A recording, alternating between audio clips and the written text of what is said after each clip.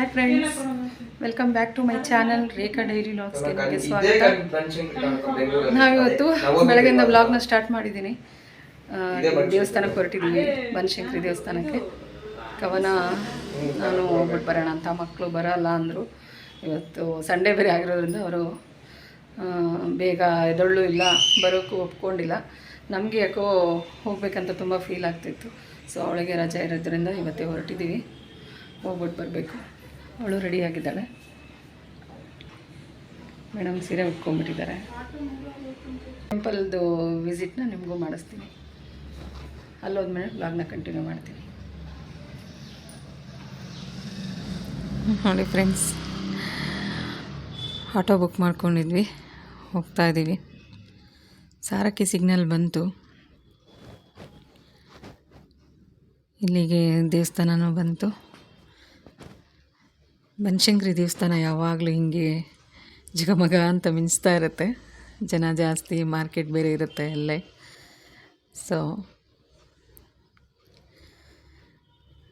ನಾವು ಹೋಗಿ ಅಲ್ಲಿ ಪೂಜೆಗೆ ಎಲ್ಲ ತಗೊಂಡು ದೇವಸ್ಥಾನದೊಳಗಡೆ ಎಂಟ್ರಿ ಆಗಬೇಕು. ಇವಾಗ ತುಂಬ ದಿವಸ ಆಗಿತ್ತು, ತುಂಬ ದಿನ ಅನ್ನೋಕ್ಕಿಂತ ತುಂಬ ಒಂದು 4-5 ವರ್ಷವೇ ಆಗಿತ್ತು ಈ ದೇವಸ್ಥಾನಕ್ಕೆ ನಾನು ವಿಸಿಟ್ ಮಾಡಿ.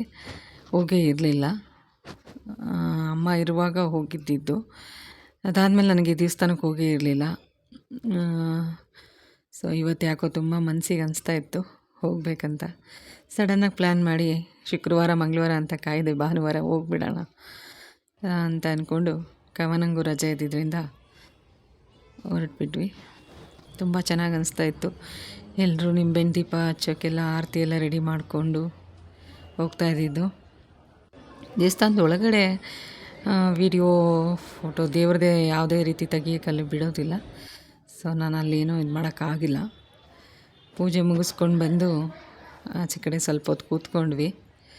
ಈ ಜಾಗನೆಲ್ಲ ನೋಡಿದಾಗ ನನಗೆ ನಮ್ಮಮ್ಮನ ನೆನಪು ಖಂಡಿತ ಆಗುತ್ತೆ. ಯಾಕೆಂದರೆ 20 ವರ್ಷದ ಹಿಂದೆ ನಮ್ಮ ಮದುವೆಗೂ ಮುಂಚೆ ನಮ್ಮಮ್ಮ ಈ ದೇವಸ್ಥಾನಕ್ಕೆ ತುಂಬ ಸೇವೆಗಳನ್ನ ಮಾಡಿಸಿದ್ದಾರೆ ನಮ್ಮ ಕೈಲಿ. ಎಲ್ಲ ಥರ ಹೆಜ್ಜೆ ನಮಸ್ಕಾರ, ಆ ಥರ ದೀಪ ಹಚ್ಚಿಸೋದು, ವ್ರತಗಳು ಮಾಡಿಸೋದು, ಇದೆಲ್ಲ ತುಂಬ ಮಾಡಿಸಿದ್ರು ನಮ್ಮ ಕೈಲಿ. ಸೊ ಅವ್ರು ಮಾಡಿಸಿದ್ದು ಇದೇ ಪುಣ್ಯನೇ ನಮಗಿವತ್ತು ಜೀವನ ಎಷ್ಟು ಮಟ್ಟಿಗಾದರೂ ದೇವ್ರು ಇಟ್ಟಿದ್ದಾನೆ ಅಂತ ನಾನು ಖುಷಿ ಪಡ್ತೀನಿ. ಸೊ ಅಲ್ಲಿಂದ ಬಂದು ಹೊರಗಡೆ ಇಲ್ಲಿ ಎಲ್ಲ ನೋಡ್ತಾಯಿದ್ರೆ ಖುಷಿ ಆಗ್ತಾಯಿತ್ತು. ಶಾಪಿಂಗ್ ಮಾಲ್ ಥರ ಎಷ್ಟು ಚೆನ್ನಾಗಿತ್ತೆಲ್ಲ.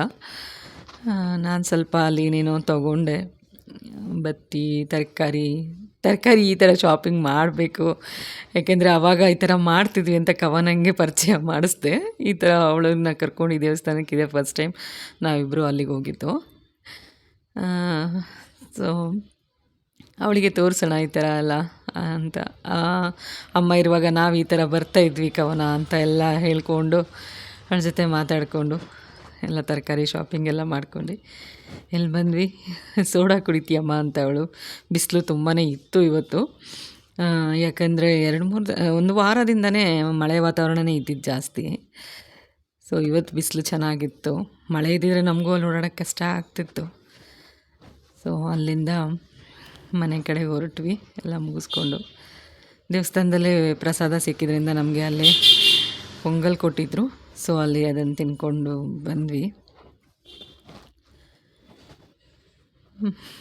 ಮನೆಗೆ ಬಂದ್ವಿ. ನೋಡಿ ಇಷ್ಟೆಲ್ಲ ತರಕಾರಿ ಶಾಪಿಂಗ್ ಮಾಡಿಕೊಂಡು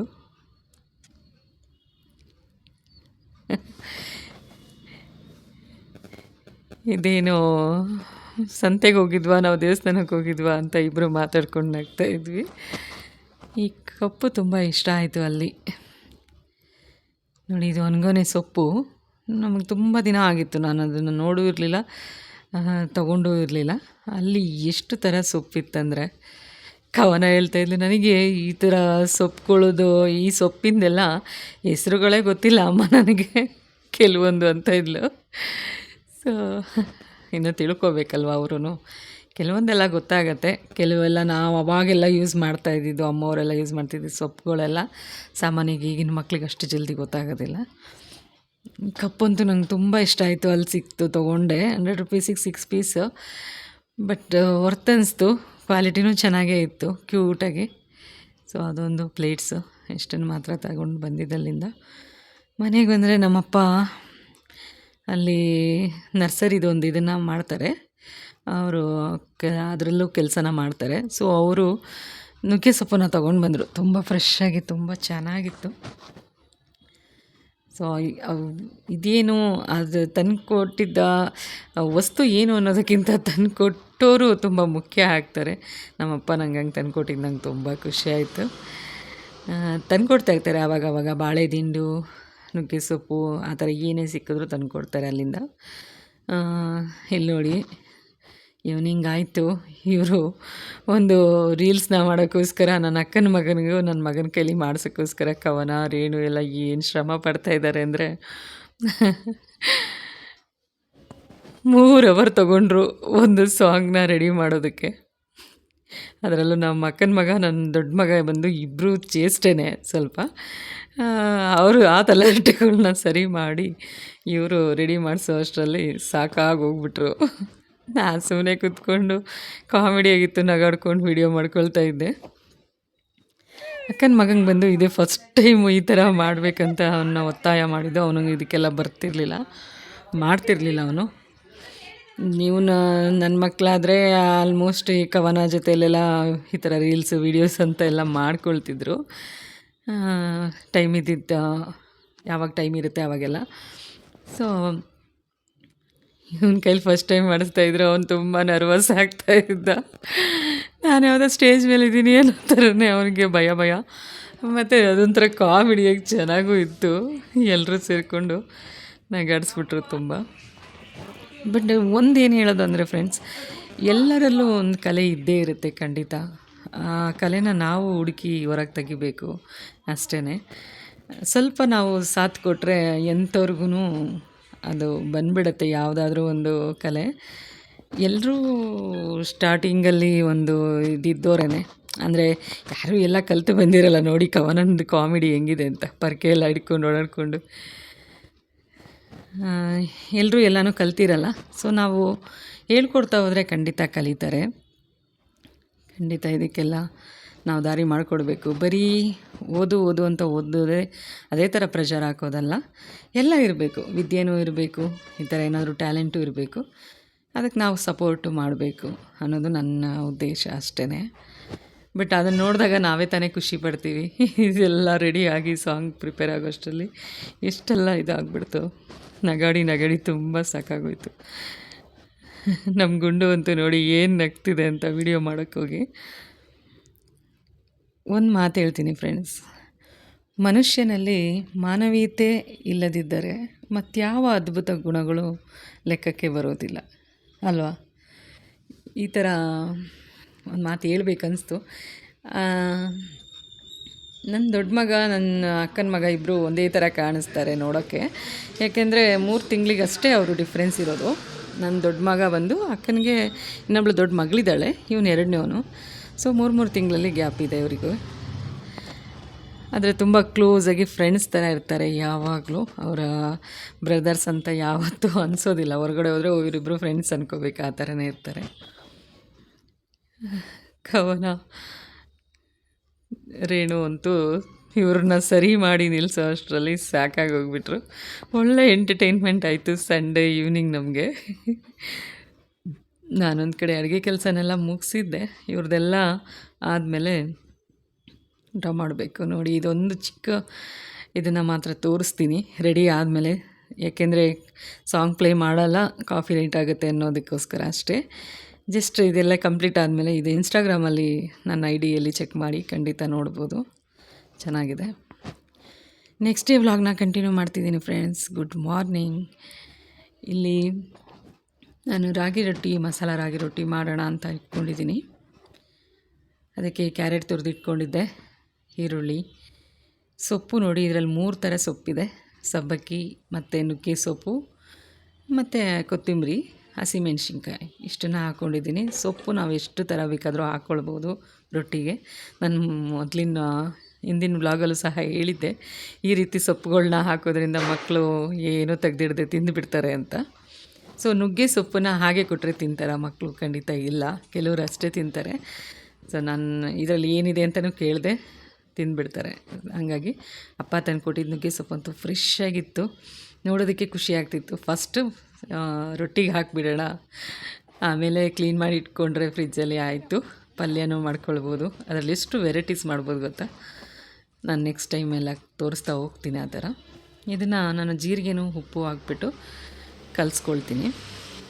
ಫಸ್ಟ್ ನೀರು ಹಾಕೋಕ್ಕೂ ಮುಂಚೆ ಈ ಥರನೇ ಕಲಿಸ್ಕೋಬೇಕು. ಆವಾಗ ಅದರಲ್ಲಿರೋ ಸೊಪ್ಪಲ್ಲಿರೋ ನೀರಿನ ಅಂಶ ಇರ್ಬೋದು, ಆನಿಯನ್ದು ಅದೆಲ್ಲ ಸ್ವಲ್ಪ ಕ್ಲೀನಾಗಿ ಮಿಕ್ಸ್ ಆಗುತ್ತೆ, ಟೇಸ್ಟು ಚೆನ್ನಾಗಿ ಬರುತ್ತೆ. ಇದು ತುಂಬ ಆರೋಗ್ಯವಾಗೂ ಇರುತ್ತೆ ಅಲ್ವಾ. ರಾಗಿ ಹಿಟ್ಟಲ್ಲಿ ಮಾಡ್ತಿರೋದು. ಇದೇ ಥರ ನಾವು ಜೋಳದ ಹಿಟ್ಟಲ್ಲಿ, ಅಕ್ಕಿ ಹಿಟ್ಟಲ್ಲಿ, ಎಲ್ಲ ಹಿಟ್ಟಲ್ಲೂ ಮಾಡ್ಕೊಳ್ಬೋದು. ಮೈದಾ ಒಂದು ಬಿಟ್ಟು ಮೈದಾದಲ್ಲಿ ಇದೆಲ್ಲ ಮಿಕ್ಸ್ ಮಾಡಿ ಮಾಡೋಕ್ಕೆ ಚೆನ್ನಾಗಿರಲ್ಲ, ಆರೋಗ್ಯಕ್ಕೂ ಒಳ್ಳೆಯದಲ್ಲ. ಸೊ ರವೆಯಲ್ಲಿ ಎಲ್ಲ ಹಿಟ್ಟಲ್ಲೂ ಮಾಡ್ಕೊಳ್ಬೋದು. ಈ ಥರ ನಾನು ಕಲಿಸ್ಬಿಟ್ಟು, ಸ್ವಲ್ಪ ಗಟ್ಟಿ ಬೇಡ, ಈ ಥರ ತೆಳುವಾಗೇ ಕಲಸಿ ಇಟ್ಕೊಂಡಿರ್ತೀನಿ.